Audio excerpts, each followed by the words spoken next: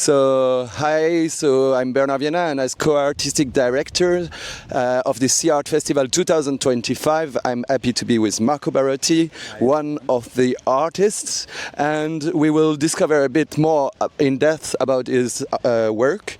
So first, could you tell me what was your first impression when you arrived here in Busan?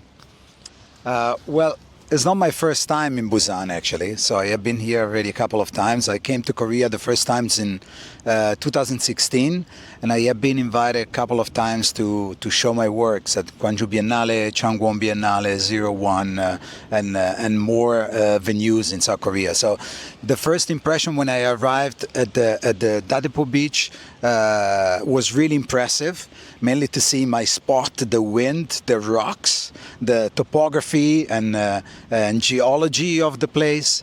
It was very inspiring already to see from the photos and the videos that were sent. But when I arrived, it was there was some kind of connection that hopefully I managed to really merge with the artwork within my imagination, actually. So, and your work is both a visual one, since you have sculpture on the beach, but as well a sound work. Could you explain us a little bit about the process? What kind of sound and how did you record it? So the work is called Sonic Drift, and it's a new iteration of my ongoing project, Coral Sonic Resilience. Coral Sonic Resilience starts from the idea of healing damaged coral reefs by playing the sound of healthy ones. So starting from sound as a sort of healing, as a communicator, as a form of repair, right? Especially for this version, which is the new iteration of the project, I combined fisherman chants, the urisori, together with soundscapes given by the KIOST, the Marine Institute of Busan, and my own recordings of underwater protected environment. So let's say that this is like a sort of a merge of ancestral chants with the sound of underwater ecosystems. And there is as well a solar system installation that is providing the electricity for your sculpture. Could you tell us a little bit about the process? First of all, like why you choose to develop one, and how you build it. So the solar system is actually a floating buoy. So it's designed to float on top of the artwork. The main artwork, Coral Sonic Resilience, is designed to float on top of the artwork and to provide the power to the underwater sculptures.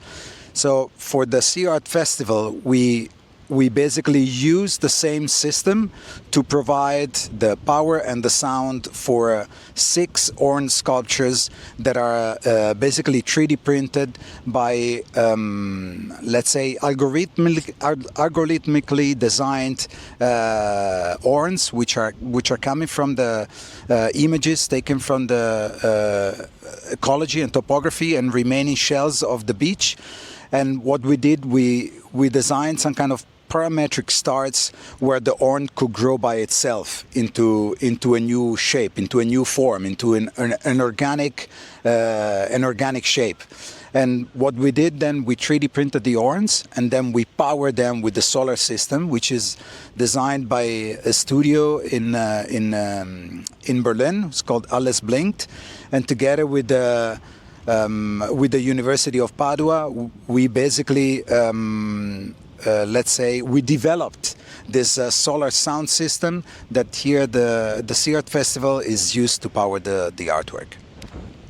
And related to the title of this biennial, Undercurrents, like you placed microphones underwater, you even like risk your life for that, and like what kind of meaning does it have for you to place those microphones like close or on coral reefs, because they are in danger, as we know? What kind of perspective you see for this entire environment? So the perspective, I leave the perspective side to the actual scientist and people that knows more about it than me, and I take more the artistic. I can explain more the artistic side. So the project, it's basically diving into two different levels. So one is the research, so creating data through sound, right, to define the health of the coral reefs through these acoustic recordings. And the other way is to use these actual data to show the people that these environments, this ecosystem, they actually have a voice. So they are very important, right? They are in danger, and we should build a new way of understanding, approaching, and coexistence with them. So giving a voice to nature. So thanks a lot, and we will discover your work pretty soon. Thanks. Thank you very much. Thank you.